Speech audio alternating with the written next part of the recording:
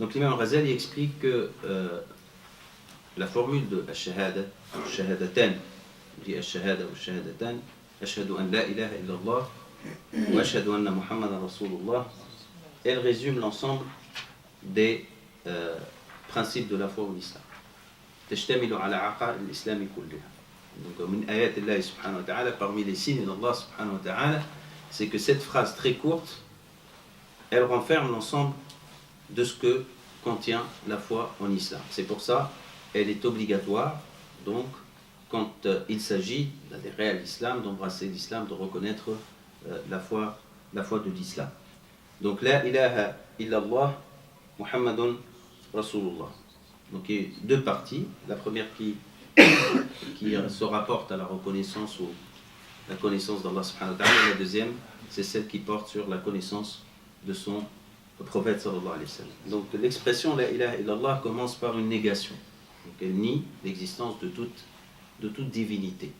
Donc ça c'est un principe important en islam, c'est ce principe même qui va nous apprendre l'unicité d'Allah subhanahu wa ta'ala. Donc il n'y a pas de divinité, sauf Allah. Donc ce que décrit cette partie, tout d'abord, c'est l'existence d'Allah subhanahu wa ta'ala. C'est qu'il existe, subhanahu wa ta'ala. Donc qu'il est unique, éternel, rien ne lui ressemble, rien ne lui est égal. Là j'invite mes frères et sœurs, on est en train peut-être dire des choses qui vous sont familières, reconnaissables, d'accord? Mais on se pose la question, a-t-on eu le temps de méditer sur ces expressions et d'aller jusqu'au bout de leur signification et de sentir surtout leur sens à chaque fois qu'on le dit, et que Allah subhanahu wa ta'ala en tant que musulman nous a donné la chance de dire et de redire cette même expression plusieurs fois par jour à titre obligatoire de par notre pratique de la prière. Quand tu dis Ashhadu an la ilaha illallah wa ashhadu anna Muhammadan Rasulullah, qu'est-ce qu'elle laisse dans ton cœur, qu'est-ce qu'elle évoque dans ton esprit et quel est son effet sur ta conscience et sur ton existence. C'est ça la chose la plus importante. Donc cette expression extrêmement lourde de sens donc commence par confirmer la reconnaissance de l'existence et de l'unicité d'Allah subhanahu wa ta'ala. Elle est devancée par l'expression ashhadu, n'est-ce pas? Vous dites ashhadu. Ashhadu qui veut dire quoi? J'atteste. J'atteste. Ce qui veut dire aussi quoi?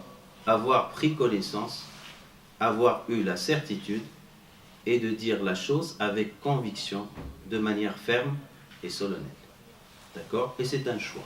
C'est-à-dire, c'est une chose que je confirme librement. Ça, c'est extrêmement important. De la dire, c'est assumer toute sa responsabilité parce que c'est une attestation envers toi-même, envers les gens, mais surtout devant Allah subhanahu wa ta'ala. Donc j'atteste qu'il n'y a de Dieu, qu'il n'y a de divinité, sauf Allah subhanahu wa ta'ala. Les savants disent, pour compléter ce que dit l'imam al-Ghazali, rahimahullah ta'ala, donc toute attestation, elle suppose savoir. Toute attestation, elle suppose savoir et connaissance.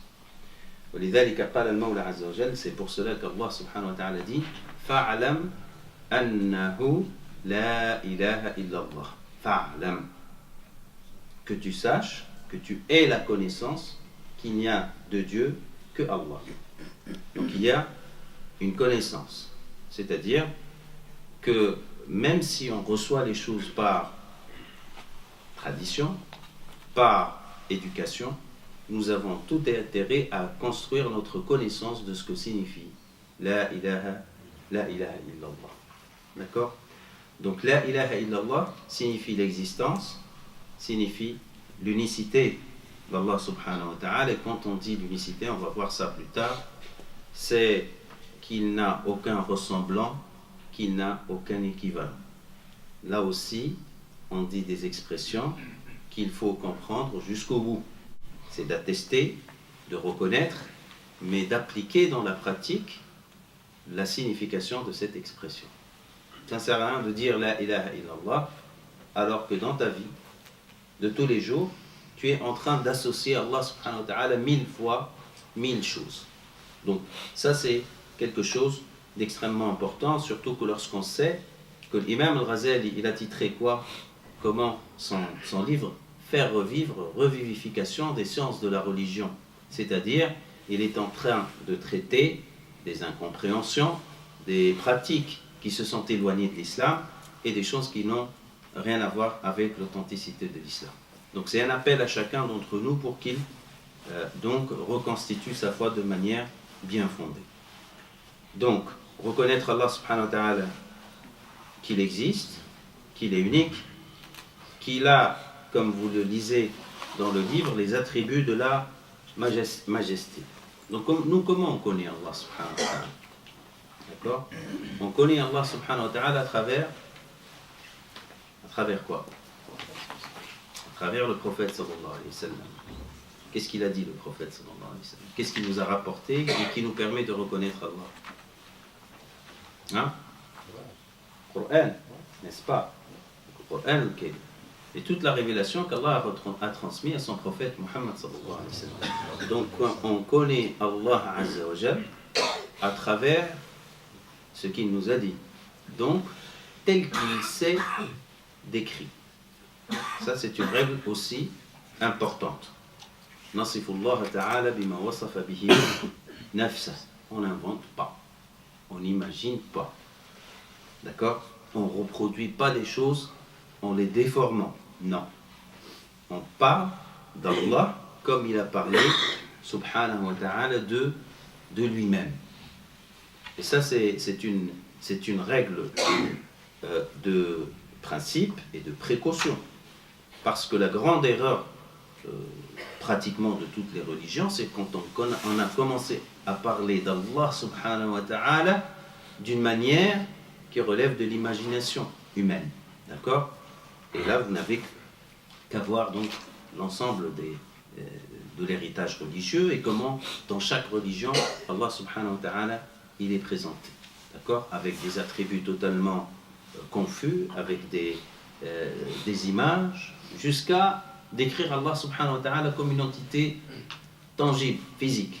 D'accord? Donc l'islam nous éloigne de toutes ces dérives et nous tient sur la méthode qui est à suivre de manière rigoureuse, c'est-à-dire de manière stricte.